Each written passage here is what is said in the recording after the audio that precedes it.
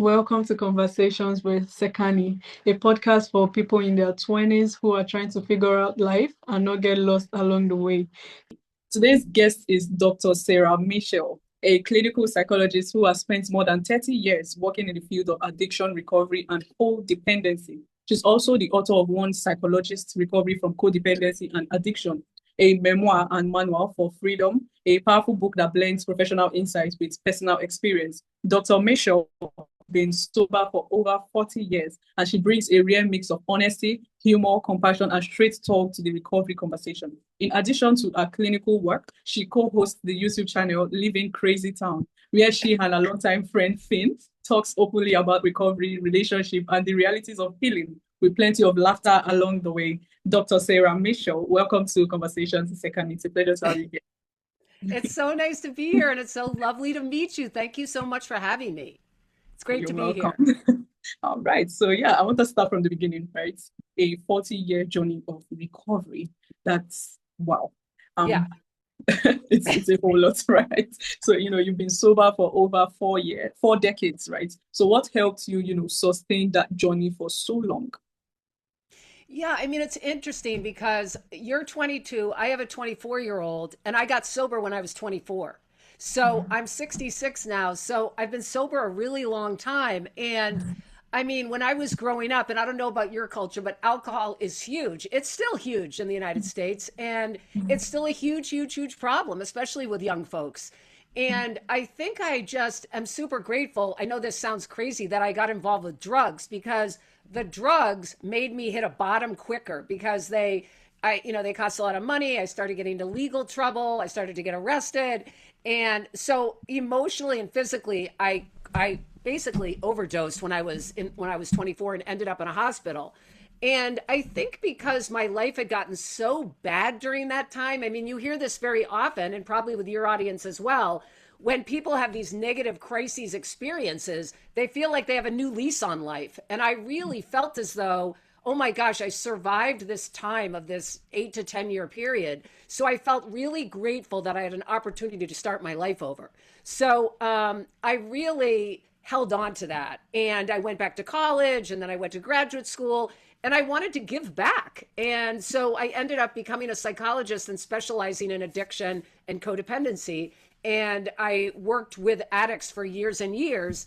And so a big part of my recovery and a big part of my happiness has really been to be of service to other people. I mean, I do think part of being a young person these days is part of people's development is you become so internally focused on yourself and what am I going to do with my life? What am I going to do with my career? Do I have a partner? And it becomes very self-focused. And I think there's something about when you're of service to someone else. And I taught my son this. When you're of service to other people, it gets you out of your own mind, your own problems, your own preoccupation with your own life. So I think that's been a real help for me that when you see, my brother, who's a therapist, he often says, when people are in their own stuff, he has this phrase and he says, pull the lens back. Pull the lens back away from your life and get the big picture. And I think when we become so preoccupied with our little lives, we forget how grateful we are for what we do have. And we forget that people in other countries are in war, other people are going hungry, or you lose perspective of what's going on in the world. And I think that's another tip is like remembering that you aren't the only person on the planet and lots of other people are living lots of different lives. And so instead of focusing on what's wrong with your life, focus on what you have and what's good about it and what you're grateful for. There's an author who wrote a book called The Secret, and it was famous for years and years, right? Rhonda Byrne. I don't know if you've ever heard of her. And her advice is to say thank you all day long for whatever happens to you, because if you can keep the belief of appreciation, things will start coming to you in a much different way. And it'll really help you and your attitude instead of focusing on what you don't have to really appreciate what you do have. So I think because I hit such a bottom with darkness and trauma early on in my life that I'm really able to see a bigger picture. And I think also because I listened to people for 30 years, their traumas, their abuse, their, incest, physical assaults, rapes, drug addiction, and I've seen people come out of it that take responsibility. I think I know that no matter how bad it gets, anybody can create a life of joy, happiness, and gratitude. Wow. You know, okay, thank you so much for that one, actually. And yeah, while you were talking, I was thinking, the reality of addiction, right? Many people think addiction is just about substance, but I Right. feel there's much more deeper emotional or relational pattern that, Yes. often sits underneath addiction. I'm going to address the whole idea of addiction isn't just about substances. I mean, when I think about people your age, so I was talking to my son this morning because I knew I was doing this podcast with you, and I said, what do you think the biggest issues are with people in their 20s?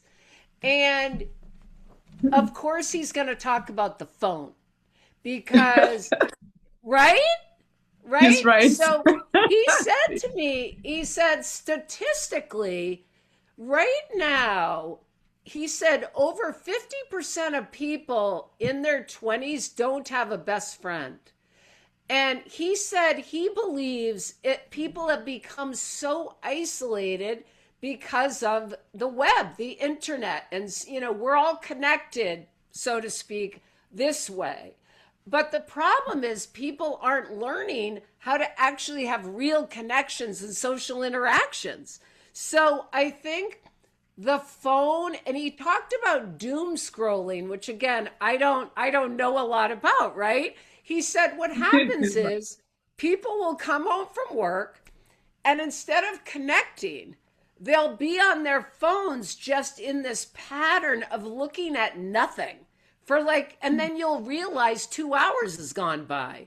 So what's happened in that 2 hours? Two things. One is you've lost the connection with yourself because you no longer are in touch with what am I thinking? What am I feeling about my day, about my life? Who am I wanting to interact with? Who am I connected to? And the other thing is, you're not connected to anyone else. You're connected to a phone. Now, you might be, you can video chat someone, of course, or you can be on a Zoom call, or I'm in Alcoholics Anonymous and I'll do some AA meetings online. So I will feel connected to people. But I do think it's become this complete preoccupation.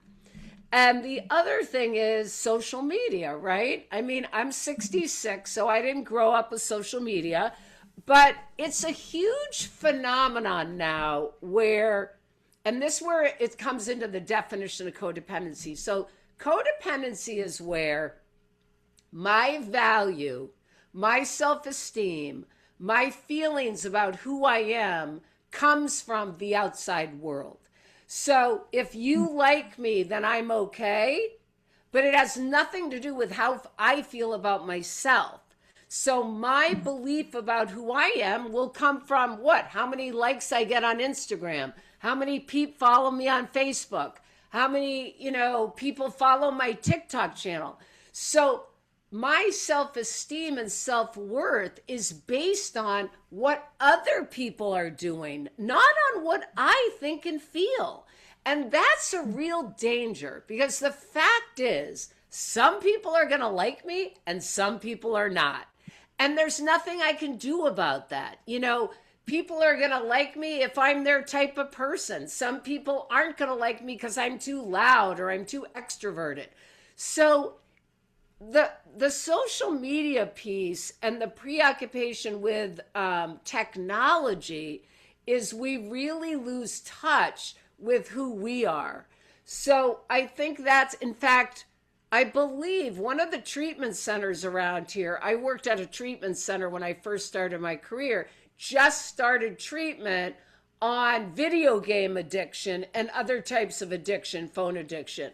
So I think people are starting to really take it seriously, all these new addictions. They're called process addictions, which is like gambling, a behavior, sex addiction, things like that. But you're right when you talk about what's underneath it emotionally. So when we look at addiction, we look at is it the problem? Well, yes, it's the problem, but it's also a symptom of a bigger problem. So if I'm drinking all the time, or I'm on my phone all the time, or I'm addicted to a boyfriend and I have to see him all the time, what is it about me that I can't tolerate? So it's not even about the addiction, it's about me not being aware of what's going on with myself, and I'm trying to escape whatever my thoughts are, whatever my feelings are, or whatever my memories are, my history, that I'm not able to integrate or tolerate or process. And I can only focus on something that takes away my focus from that thing. You know, a friend of mine calls addiction, she refers to herself as a relief seeking missile, that any addiction is about finding relief. And the question is, relief from what? Right? Yeah. Yeah. Relief from what? Right. Why do I need to escape? You know, like, why do I need to eat, overeat? Or, you know, a lot of people have food issues. And it's funny because what happens is a lot of people that put down drugs and alcohol often then get sober but gain 50 pounds or start a gambling problem or start spending money or buying things on Amazon. Because if you put one addiction down, but you don't resolve the underlying causes and conditions, it's going to pop up somewhere else.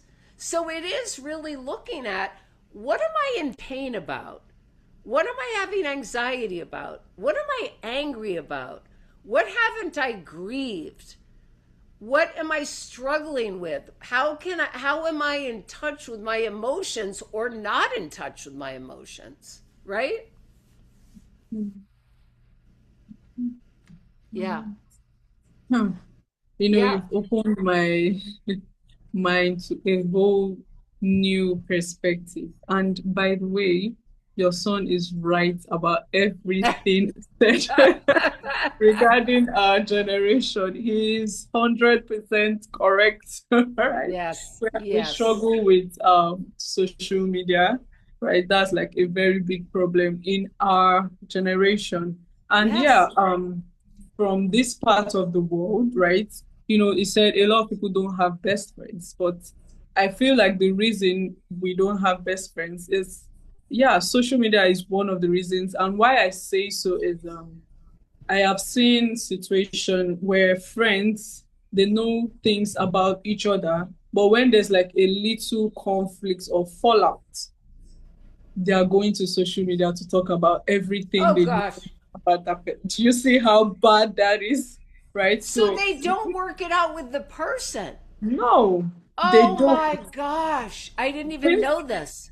that it's a big problem here. It's a really big. So that fear of someone wanting to, just be vulnerable to another person is scary because you know that there might be a fallout or something, and then your life story is on social media, Oh, right? so there's no privacy. There's no privacy.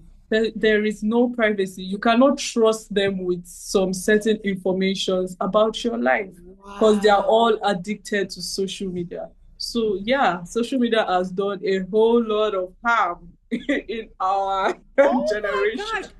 So Yes. it's also, I was talking to him about, he says all interactions now are monetized. Like, say you're talking to someone and then someone says, "Oh, well, you want to do this on my such and such." Like, everybody has a platform, everybody has a brand rather than interacting with a human being. And the thing Exactly. is, you're bringing up such a great point that instead of me having a relationship with you where I share something vulnerable and then we can have an intimate relationship or friendship, it's about content.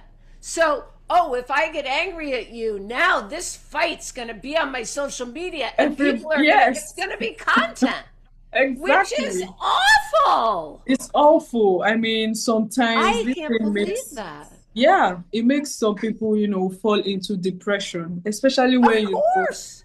you've been vulnerable to this person. And then your old stories all over social media, they are making money off your story, literally. Oh my So, gosh. yeah, that's what's happening in our generation. It's really crazy, How do honestly. you, I mean, how do you trust people? And it's almost like there's no value in just real relationships, Sadly. And it's funny because when we talk, I think about, codependency. I should send you a copy of my book. I'm going to send you a Yeah. copy of my book, and I'll send you a video on depression and anxiety I made with someone also. Because fear is really the core of codependent behavior. So, meaning, I'm afraid to be who I am because I'm worried what you're going to do. And that's really what you're talking about, right? You're talking about that I can't truly be myself because I'm afraid you're going to betray me or reject me or abandon me or whatever. So it's really tough. I mean, I think you're bringing up a great point, which is how do you meet people and create connections with people you can trust? Because if everybody's focused on, I mean, are they focused on their social media because they want people to like them, or are they actually making money? Like, is that part of it? I don't know. Truth is, people have various reasons why, but then it's all about the likes and following, right? How many people would like my posts? How many people would follow me?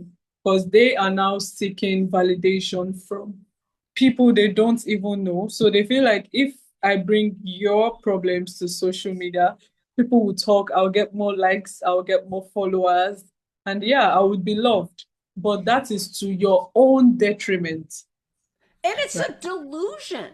I mean, it's not reality. I mean, that's the funny thing, and I say this to people all the time. So, what does it mean if you get likes or followers? I mean, really, it means nothing. It doesn't really mean anything in reality because it doesn't mean people love you. They might like a post, but it's not a real relationship. I mean, that's exactly what codependency is.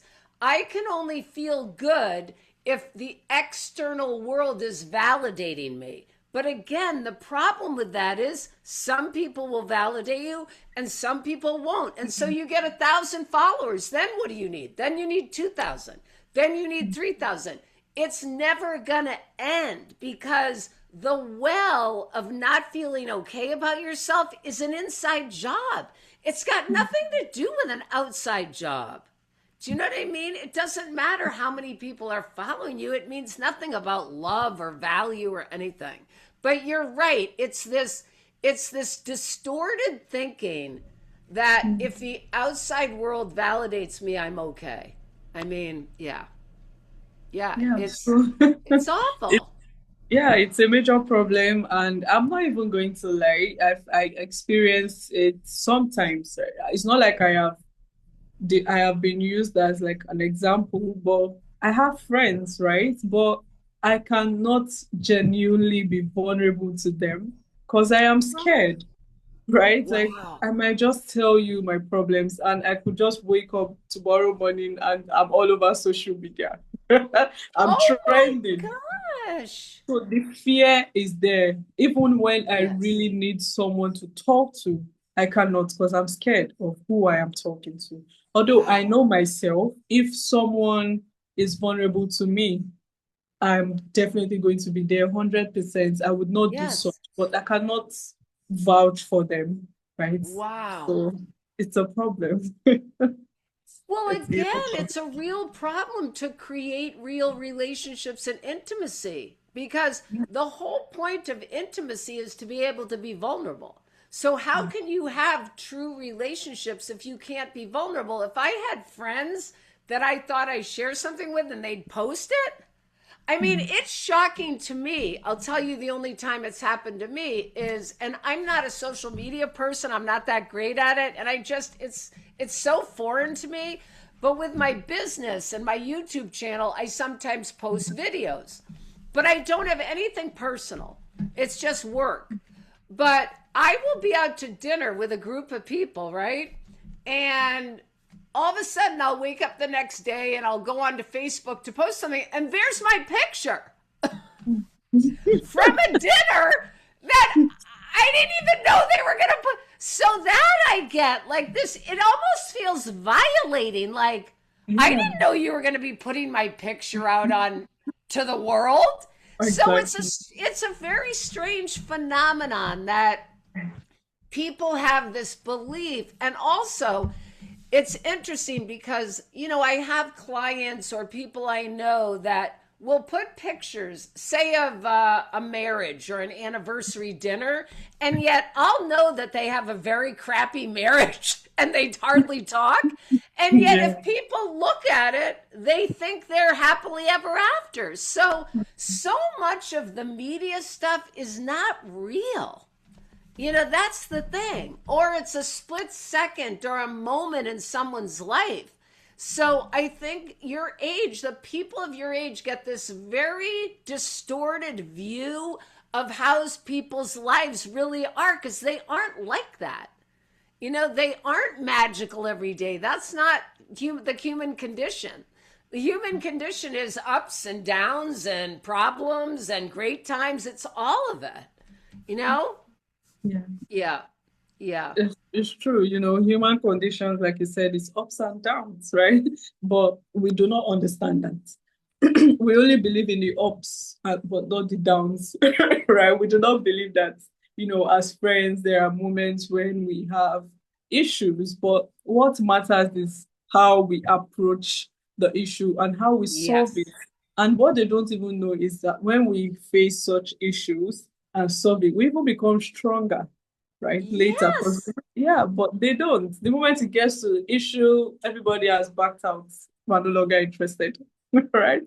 So to build real relationship in our world is, although some people have been able to build real relationship, but it is quite challenging in our generation today. Got So it. Yeah. Because most of it is around this kind of competition around who's getting the most attention. Oh my something. gosh. Wow. Yeah. How do you meet boyfriends or girlfriends or partners? Well, it's best when you meet a partner who is not really into social media, Yeah. right? That Yeah. way you can create like a really good connection with them because they are not all over social media. But you see Yes. those ones that are all over social media, it's a bit difficult, right? Because I bet. it's a bit Right. difficult. So Right. yeah, you just to find someone like you, right? And yeah, Right. you can go from there. So Wow. it's how it is. And yes, I am enjoying our conversation. It's just, I wish we could do a part two, right? Where we get to talk about a whole lot of things. Um, Absolutely. I would talk to you at any time about anything because really a lot of codependency happens in the context of a relationship. And so, it's talking about how do you have conversations with people? How do you communicate where you can share your experience and not upset someone? How do you deal with when you're activated or angry and not take it out on someone? Like, there's so much to talk about. How do you know when you meet someone if they're right for you? I mean, so often people meet and then they're in love and then that's it and then they're miserable 3 months from now. So, I mean, there's a lot to talk about, not finding your identity in a relationship, keeping your own identity. Yeah. So I could talk to you anytime. You let me know. I'd be glad okay, to be yeah. helpful. Yeah, I would definitely reach out to you. I would love for us to, absolutely. do a deep dive. Well, Of yeah, for course. now, I have like a limited time because I have someone Of just course. after. No, no, no. That's fine. Yep. Okay, so yeah, it brings us to like the final segment. It's called the rapid fire segment, right? Okay. All right. So starting now, recovery means, Freedom, right? And yeah, addiction often begins with, pain, hmm, okay, and codependency feels like, drowning, so yeah, the hardest part of recovery is, tolerating your feelings, hmm, okay, and humor helps because, It gives you a big perspective Okay. that life is not that serious Oh. and we can get through anything. Yeah. Okay. And My yeah. my mother said a sense of humor is the biggest thing to remember to have in your life. You got to be able to laugh. Yes. Exactly. All Thank right. you. Finally, right? Healing begins when. You surrender. Yeah. All right. So thank you so much. This has been Thank you amazing. so much. It Oh, was you it are was great. fun. It was Yes. fun. It Yes. was fun. And yeah, shout out to your son, right? Shout Well, out when to you publish this, I'll send it to him. him. Okay, definitely. Absolutely. All Yeah. right. So Maybe you can interview him. He's really smart. I would You love can that. have a I thing would love about, to. talking to someone in their 20s. Right. I would That's really a love great that. idea. Oh my gosh. Mm. I will, yeah, we'll have to get each other's email and I'll hook you up with him. Okay, Yeah. All right, definitely. great. Thank you. All right. So where can listeners get to know more about you and what you do? Yes, you can. I have a website, drsarahmichaud.com. I will send anybody a book. I wrote a book on codependency and you can email me. And I also have a YouTube channel called At Leaving Crazy Town with Finn and Sarah. And they're just all these videos about how to have relationships. And we also have fun. And I also give examples of my own life. So we laugh a lot. So Okay. subscribe or go to any of those things and you can reach out to me. All right. So yeah, thank you. And to my listeners, thanks for tuning in to Conversations with Sekani. If this episode sparked something in you, make sure to share to someone who you think might need this. And also subscribe so you don't miss out on your episode. Thank you.